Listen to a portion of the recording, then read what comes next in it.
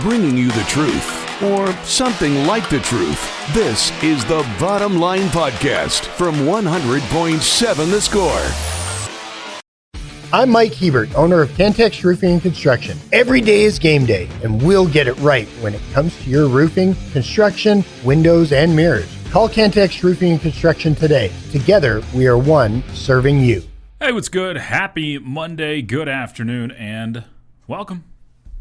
It's the Bottom Line on 100.7 The Score, 100.7 The Score mobile app, and worldwide on the at doubleTSportsNetwork.com. Also on TV, Fox 34 News Now, YouTube, Fire Stick, Roku, Apple TV. We'll give you lots of ways that you can take us in, however you're doing. So thank you for making us part of your Monday afternoon. Alongside Chris Snead, I'm Chois Woodman. We've got Lucas White across the way taking care of us. You can also join the conversation. We welcome thoughts, comments, questions, anything and everything there on the Yates Flooring Center chat line through that 100.7 The Score mobile app. You can take the app anywhere with you, even listen in if you're out in Stiffney, North Carolina. Sounds like what I had last year. It does, doesn't it? Hey, yo, Sneader. What's up? Went and got the QC Kinetics done. Attaboy. Y'all, we'll talk plenty of football. A lot has happened, Friday afternoon on in the college sports world. Of course, Tech had some signings. What? Of new and returning basketball players. So that's in there. You got the Protect College Sports Act that is dead for the moment, more punted than anything, on to the next month. And then, of course, we have actual stuff on the floor and the field to talk about, like Texas Tech football getting the season underway not too long from now. Everybody's got lists, everybody's got rankings, everybody's got what they think of the Red Raiders and others for the season. So we got plenty we'll get into. There's also dudes, I should probably say people, declaring for the WNBA, too. There's more of those, so there's that. I get what he's doing, the dumbest thing ever. Yeah, but I get what he's doing. I get what he's doing and why he's doing it. I don't know. I think it's comical. It is. Well, he's just calling some people out. That's what it is. That's. I would like him to back it up too. Him, seriously. Her. Like if they're not, if there's a team that would actually sign, go for it. Jump right in. Then it just makes them look dumb. Anyway, that was kind of a joke there. We also have a little NFL talk. Joey McGuire's saying that Texas Tech is the most hated team in college football. So, do I care? Key issues for all the top 25 teams, including Texas Tech. Find out what Tech's issue is. I don't know. Do you care? I usually tend to listen when Joey McGuire says just about anything.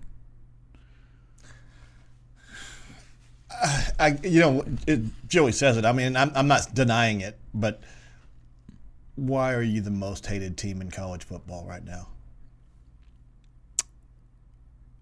Because you're good, and you're not supposed to be good. No. Well, yes, that's part of it. That's the biggest part of it. Well, I think the biggest part of it is that you've become a problem for them. You're not just, and I think the bro man said it perfectly last hour.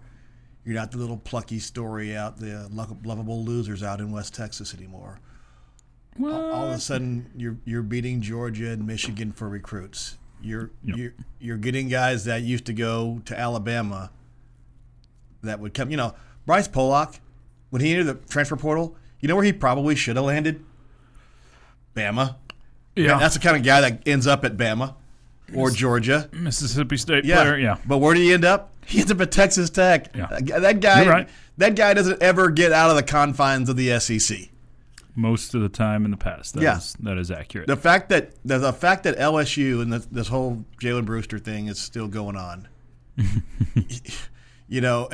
LSU is putting out stuff, that almost makes it sound it's like propaganda.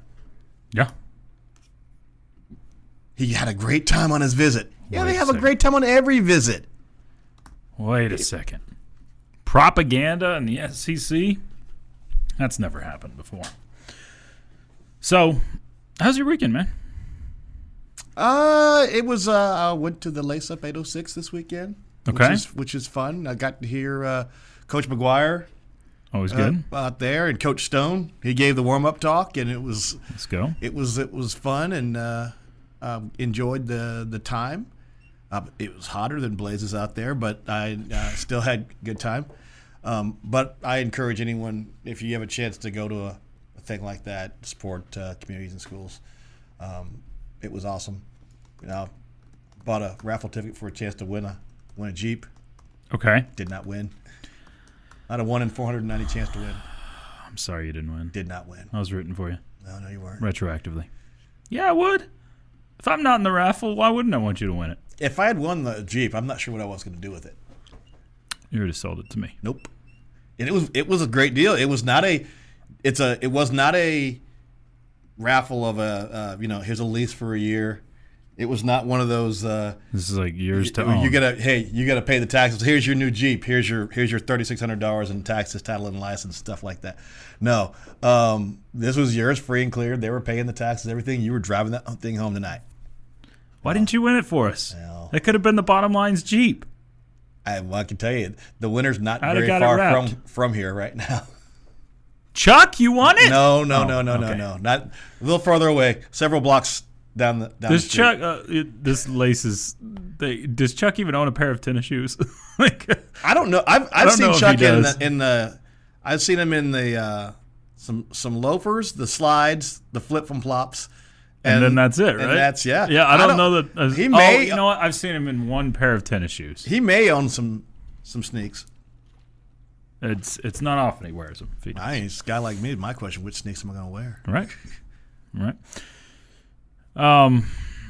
Did you ever gone through your closet and found a pair of shoes that? No. I have too many shoes for a dude. I will admit that, but not to the point where I forgot this pair is in here. I was in my officiating closet. No, I'm not there. I was in my. I don't have an officiating closet either. Sounds like a nightmare. I had bought a pair of shoes at the end of the season last year, and I'd forgotten I'd bought them. Nice. And now I've found a $5 or $10 bill in the pocket that I haven't found. That's a great feeling, but never a pair of shoes. Have I done that? I was like, well, this is awesome.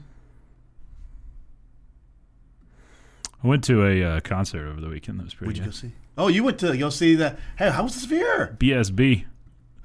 It was awesome. Bye. No, oh my gosh. That's NSYNC. That's NSYNC. How are you going to insult the Backstreet Boys that way? Everybody. Yeah. Backstreet back. Oh my. I mean, I have never been happier to be around whatever it is, 15,000 millennials in my life. So that's pretty good. That's right. You're a millennial too. Forgot. I mean, it's Backstreet Boys fans. I know. I went to go see the new Spider-Man movie. Ooh. How was that? It was good. Was it better than Backstreet at the Sphere? Probably not. I mean, interested in that. Spider-Man movie was really Was good. it better than finding a Dalvin Cook card in your closet? Probably. It's the bottom line. Headlines next on 100.7 The Score. Getting to the point, but taking the scenic route to get there. This is the Bottom Line Podcast from 100.7 The Score.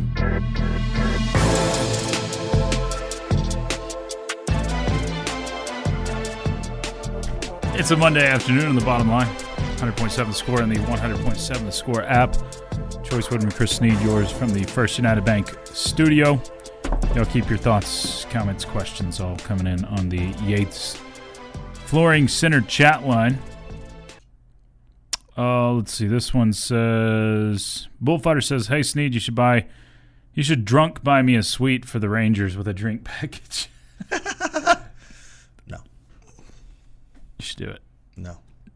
Although, for about a half a second, they were auctioning off those some miniatures of the pump jacks. Okay. And those were... You almost got it. No, I never even got into the game. I said I would get in there and I would start with this. If they started at 1,000, They were above the. I would be starting in there until they got to 5,000. They started too high. They started before. I mean, I was at it before they even started. Okay. They started at 10,000, and I was like, Yeah, no. I put my little thing down here. I'm gonna go sit back down next to my wife over here. Never put your thing down. Hey, Tomorrow at 9 a.m. is your karaoke anonymous meeting, Snead. I know. Ka. Woodman went to see Backstreet Boys. Got to say I'm jealous, but probably wouldn't admit that to my buddies. Oh, I got ain't no shame in my game. Here's the deal. You don't want to admit you're going to see the Backstreet Boys in the 90s. Now it's kind of I'd probably actually go see the Backstreet Boys just for the show aspect. This was like last minute, not last minute, but last ditch before football season trip for the wife and I anniversary type of thing. So she wanted to see them. I'm like, great. The Sphere though, I would say, like if anybody gets a chance to go to the Sphere, it is amazing. Like what they can do with that enormous screen is just so. Go see some show in the Sphere at some point. Snead, you should buy a Shuck jersey. He doesn't need it. I've already got a Shuck jersey. How often are you going to wear that this football season? What's the? I don't think that he's going to win anything this year either. Okay, you were like on. There are people that are picking the Saints to win the division. That's how bad that division is. I know that division is certified horse blank, all of it. Horse hockey is what it is. It's a weird sport. You know what? We brought up the NFL. Might as well.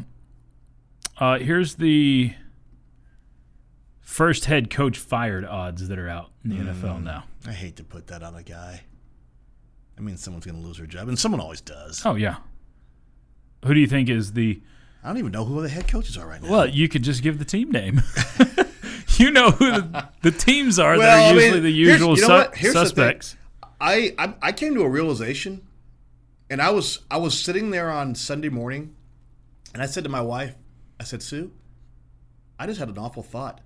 I think I'm older than every head coach in the NFL right now. And I want to... That's not true. Well, hang on.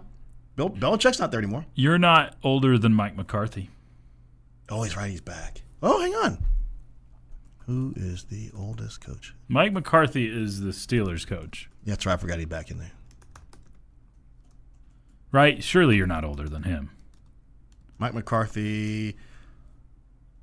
McCarthy's 62. I'm not even close. Pete Carroll's 74. Oh, yeah. He just acts so young. I was like, he does. Okay, so who do you think? You can pull up a list of coaches. I'm looking at the 10 oldest coaches right now. Pete Carroll. Well, where's the list? Okay. All right. Pete Carroll. Andy Reid, 67. Harbaugh, 62. Todd Bowles. Oh. He got me there. And Jim Harbaugh. Sean Payton. Okay, I'm not even close. Okay, now Wait, Carroll's not in the league anymore, right? Okay. Carroll was last year. Or was he? Or 2 years ago. Oh, that's right. He's not in the league anymore. He was with the Raiders. Because,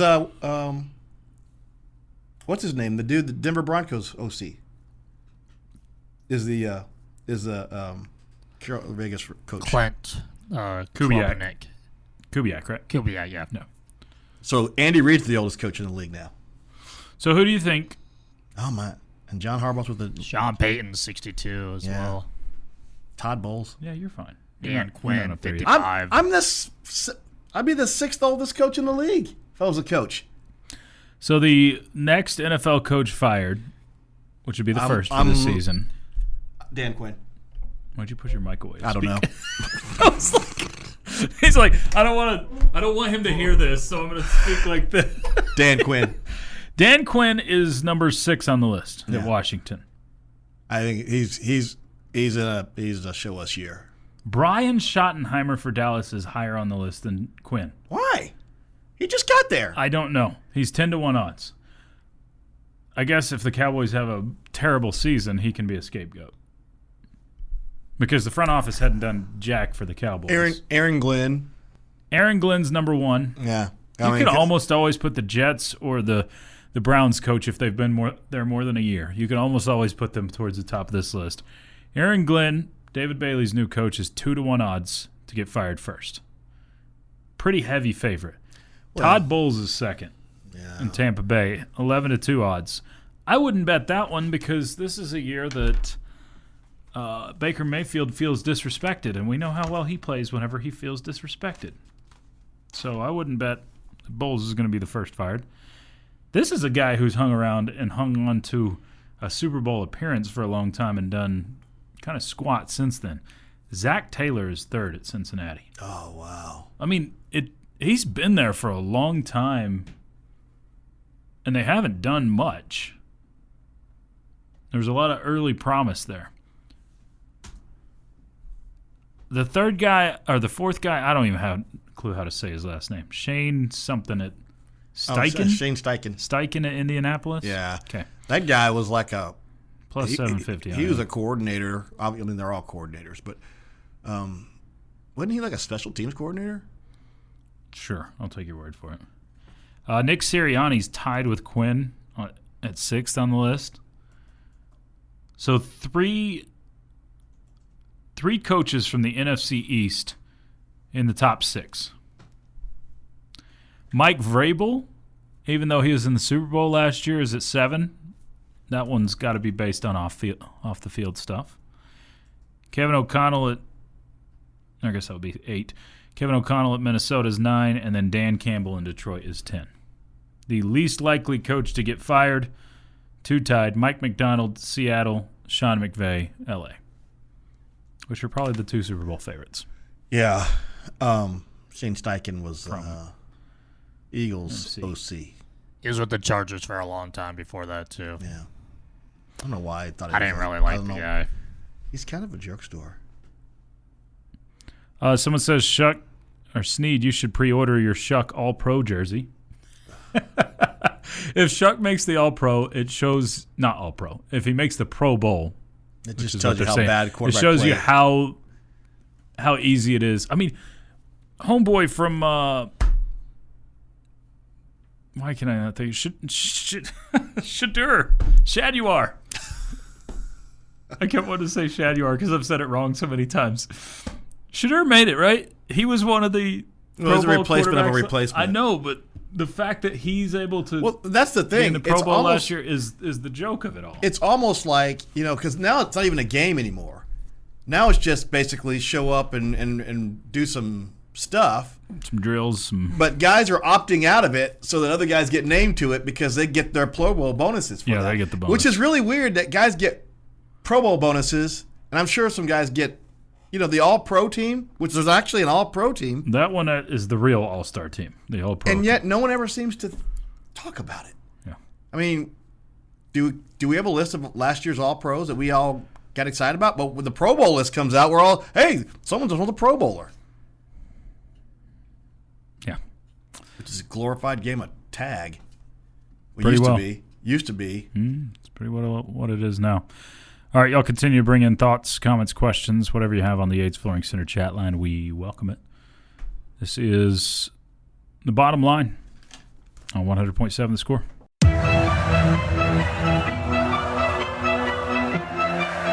Bringing you the truth, or something like the truth. This is The Bottom Line Podcast from 100.7 The Score. Happy to be part of your Monday. It's The Bottom Line on 100.7 The Score. And the 100.7 The Score mobile app. Chois, Woodman, and Chris Snead joining you from the First United Bank studio. We'll return to a few more of your thoughts coming up here shortly. Right now, let's get to our question of the day. Time now for Jamie's question of the day on 100.7 The Score. Brought to you by someone not named Jamie and presented by Connecticut of West Texas. Life's hard, your water shouldn't be. Chois. See? Quick question. We got the good news that we got Stillwell and Darian back in the fold. Yes. Still waiting for news on Atwell. I think there's still hopes that maybe one, maybe two more spots to be filled. But with the two major additions, along with what you already had in the fold, I mean, you forget about what we already had. that roster was, I mean, it needed some bigs, but I mean, you had some guys. It was solid but thin. Yeah.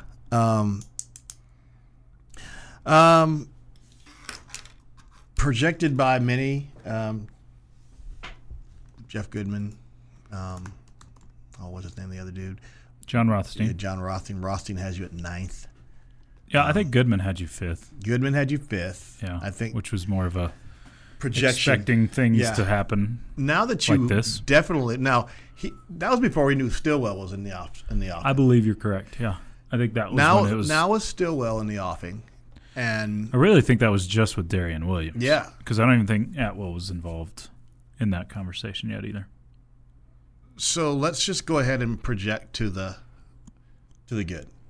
Okay. That Atwell's going to get to play, and now you've got Atwell and Williams and Stillwell. Okay. Is this still the 5th best team in the Big 12? I think you're a pretty solid top 5 team in the Big 12. So this is probably not, great for radio answer, but I think you're somewhere between 3 and 5. Mm-hmm. I'd lean more towards the 3 if you have all 3 guys.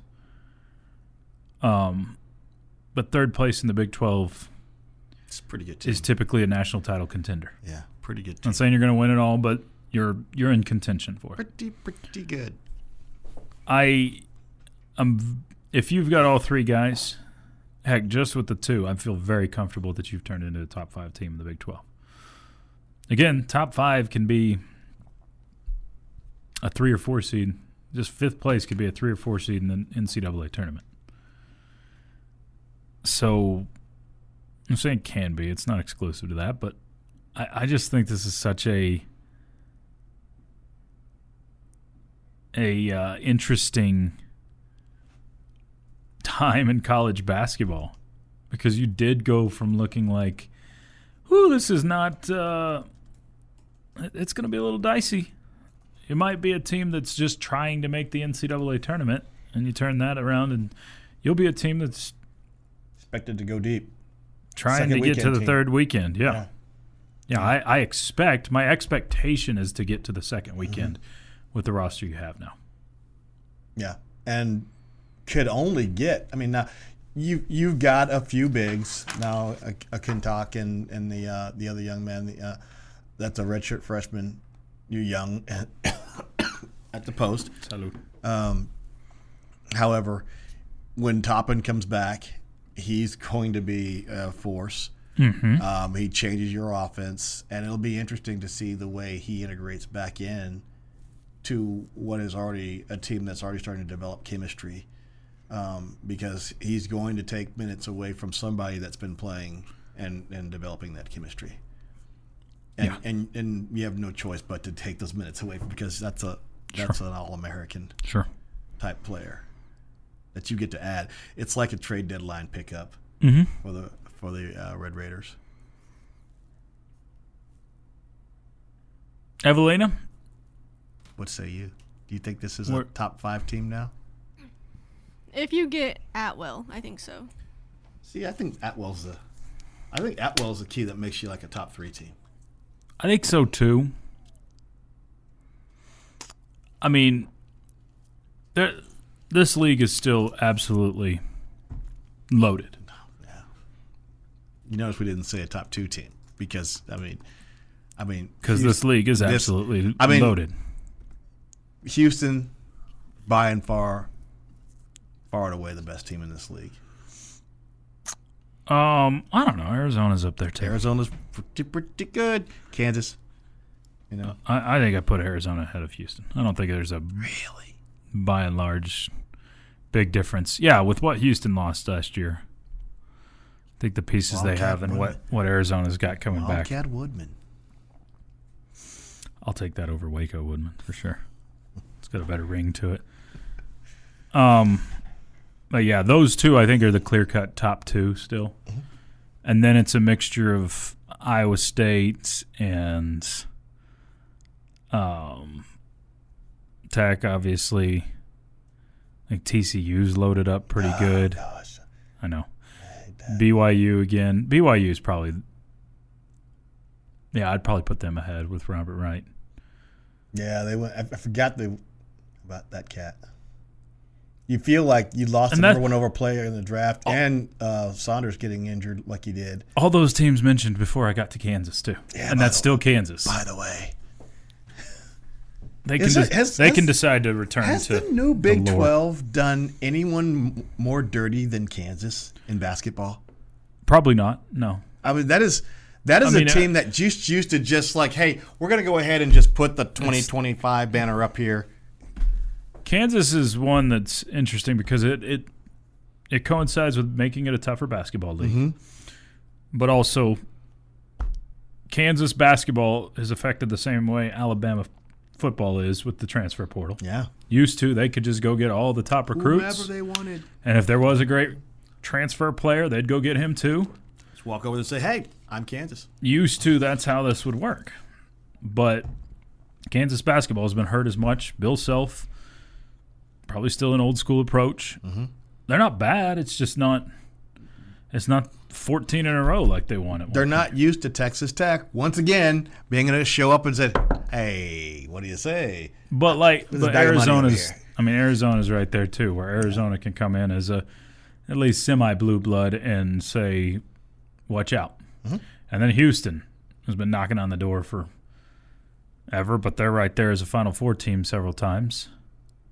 So this league is as stout as it gets, and you couple that with the ability to go buy players in the transfer portal, and it makes it even tougher on a school like Kansas, mm-hmm. who had some clear separation at one point, and now people are picking them to be 6th or 7th in a league, and that's unheard of for the Kansas Jayhawks. Also Rands. All right, keep rolling in your thoughts on the Yates Flooring Center chat line. Someone said, Choice, I lost all respect. Only version is Alabama. There's one version, and it's Alabama. This was of Dixieland. Yeah. I like both. I mean, you like one slightly more than the other. The something, whatever's, the Mechanics or something like that? Old Crow Medicine Show. Ever heard of them? No.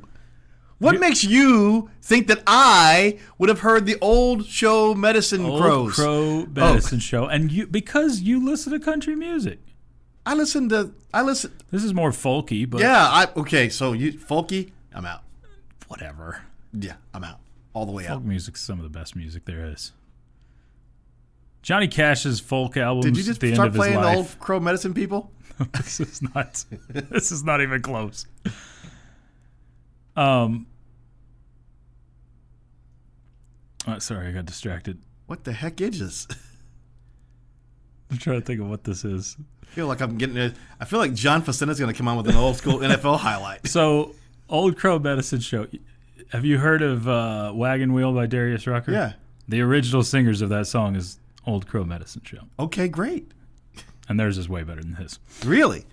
By a lot. Okay. It's the bottom line.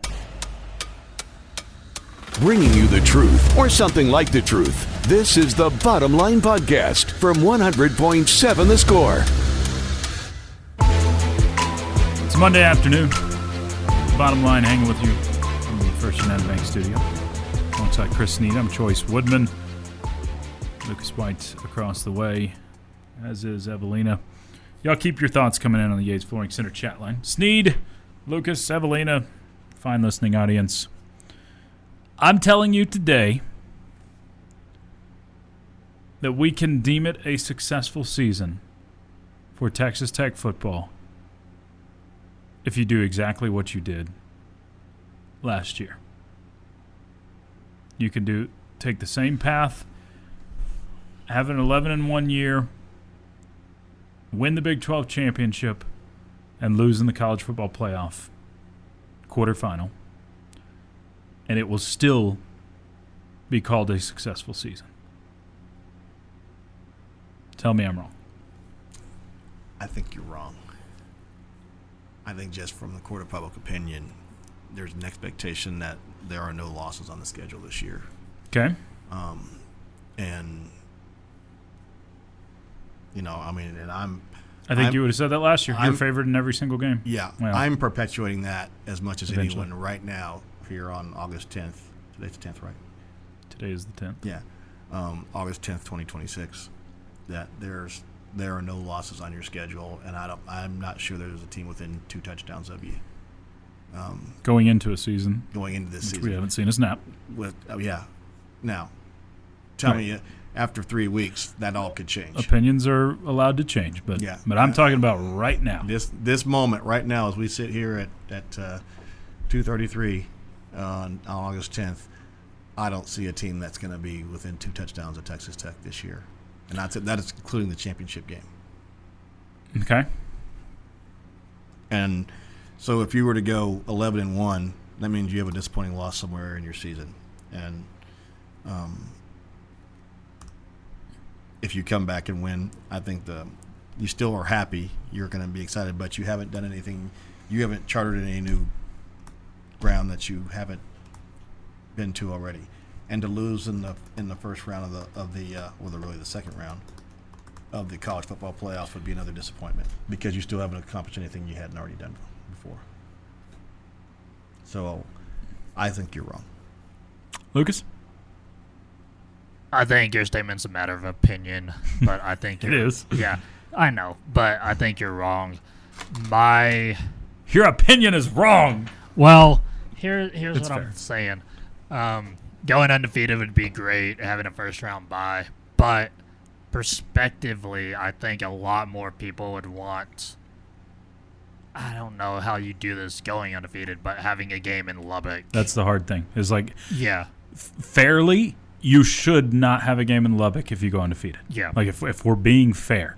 Unless there's 4 other teams undefeated, which is highly unlikely. If there's 4 others, then they can point to Texas Tech's schedule, and then that's fine.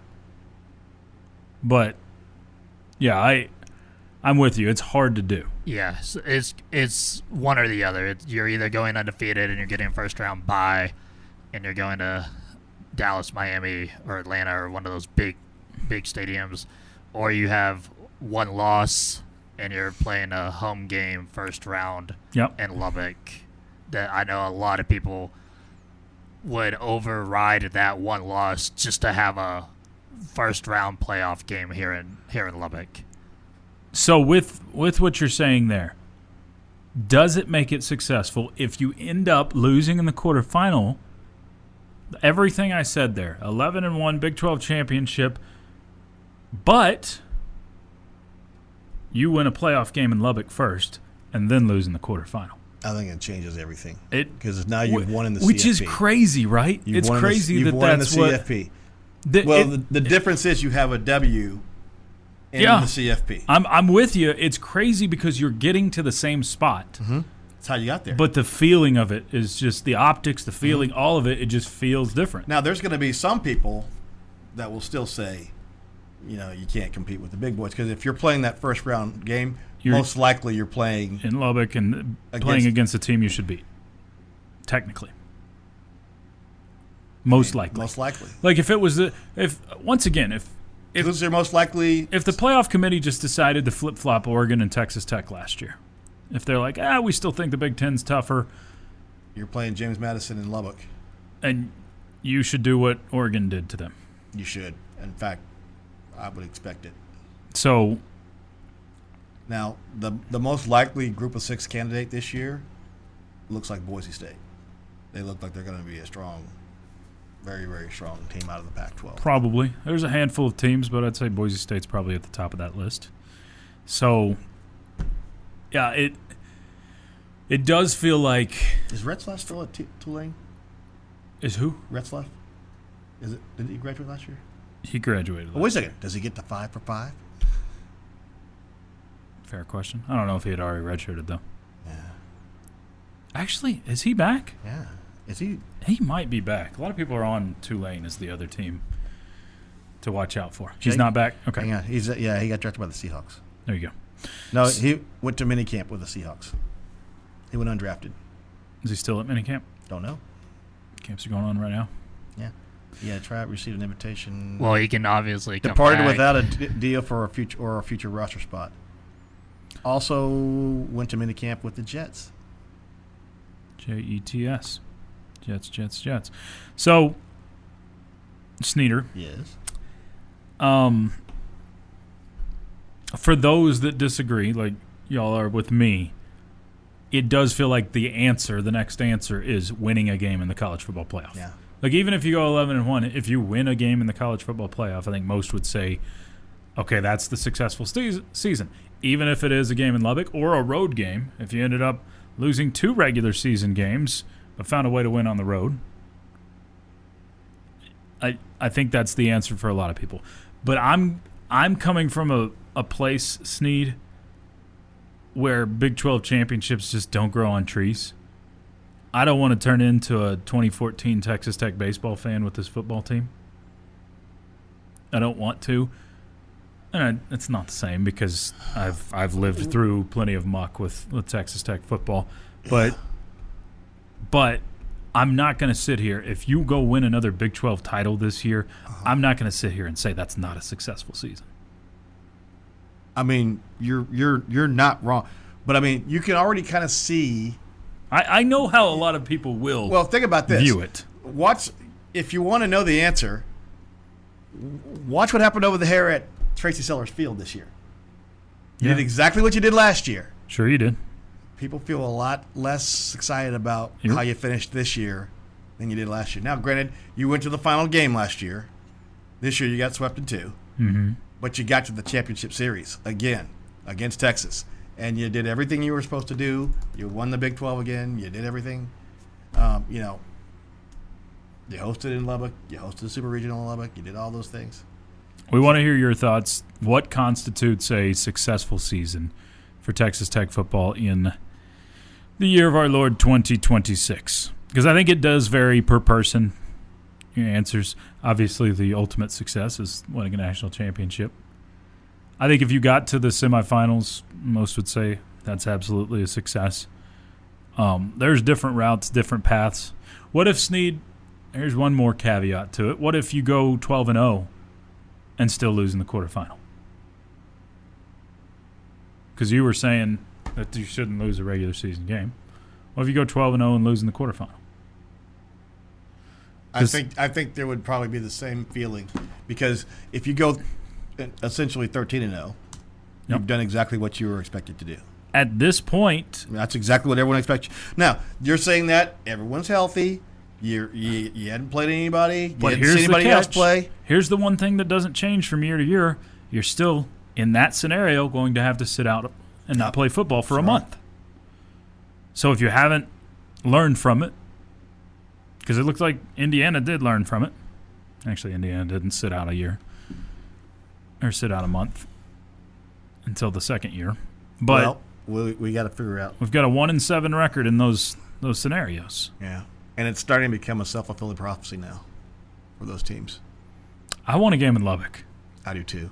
So I want 4 other teams to go undefeated in front of Texas Tech. That's what I want. Wow, I don't.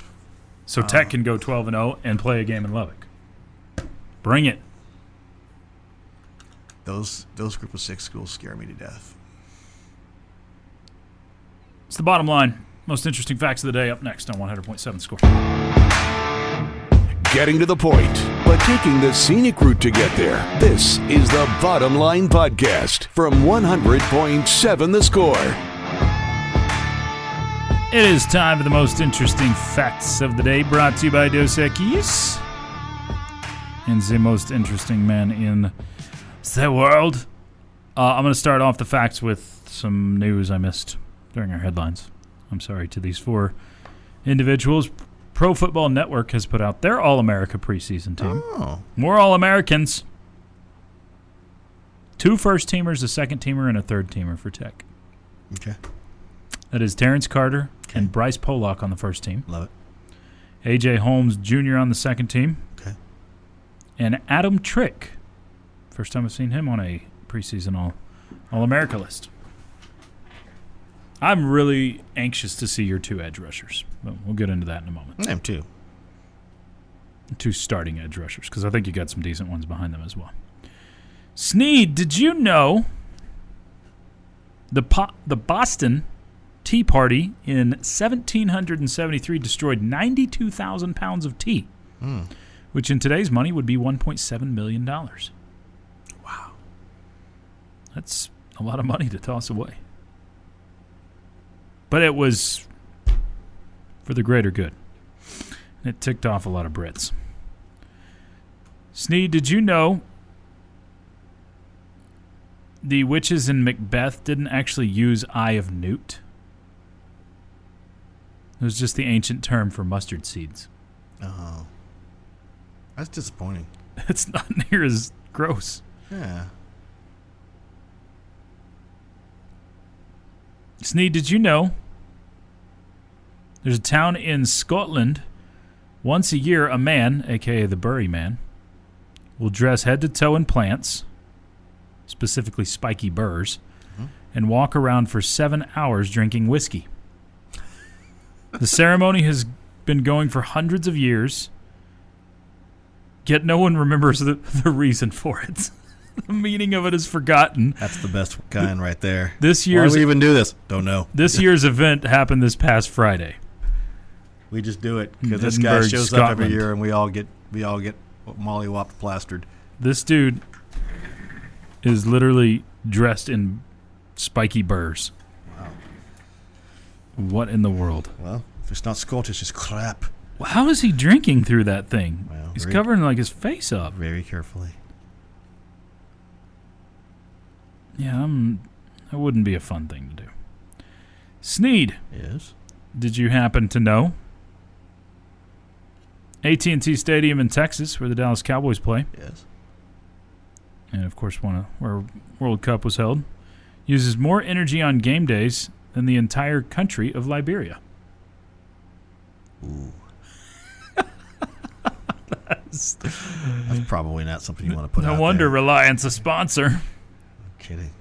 Holy moly. The whole country of Liberia versus AT&T Stadium on game day. Wow. Yeah, I bet they don't want that advertised. Yeah. What about like SoFi and stuff? Surely, I guess SoFi uses a lot of natural lighting. Snead, did you know Sia wrote the song Diamonds in 14 minutes? And went on to be a #1 hit for Rihanna. Is that the Shine Bright Like a Diamond? That one? Okay. Just making sure. Did I say Sia's name correctly? You did. Okay. Good job. Just looking over there for confirmation. Snead, did you know there's scientific proof that closing your eyes makes it easier to remember accurate details of things you saw? I just started to see how many floaters I have. It's not good. Can't unsee it.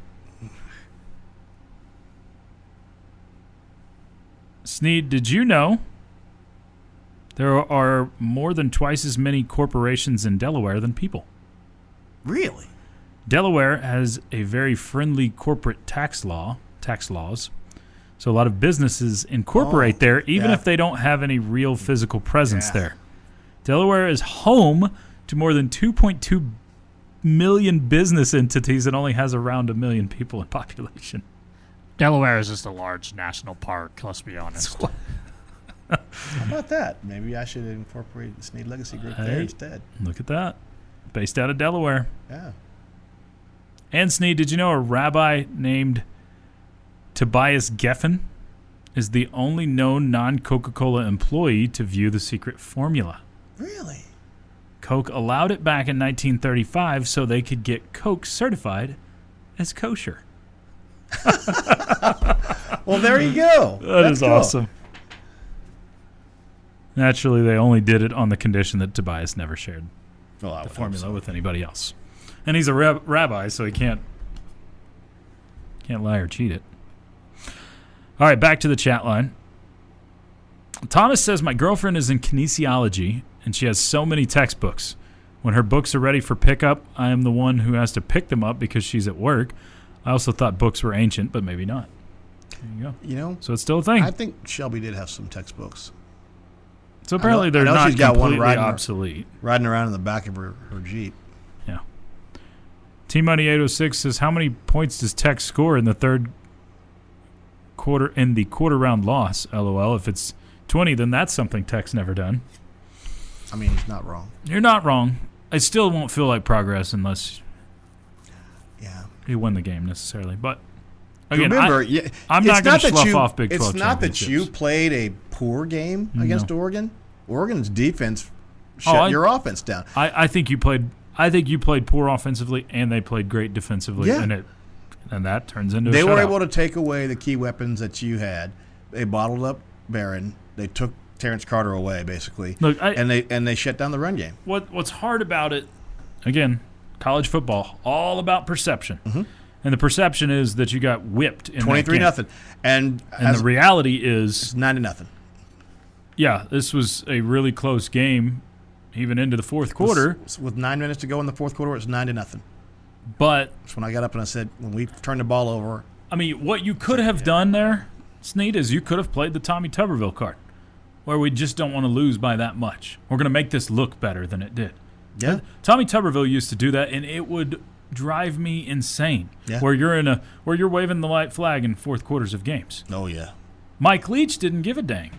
Yeah, not at all. If you're going to lose, you're going to lose. Yeah. He didn't care what the score was, and that's how it should be.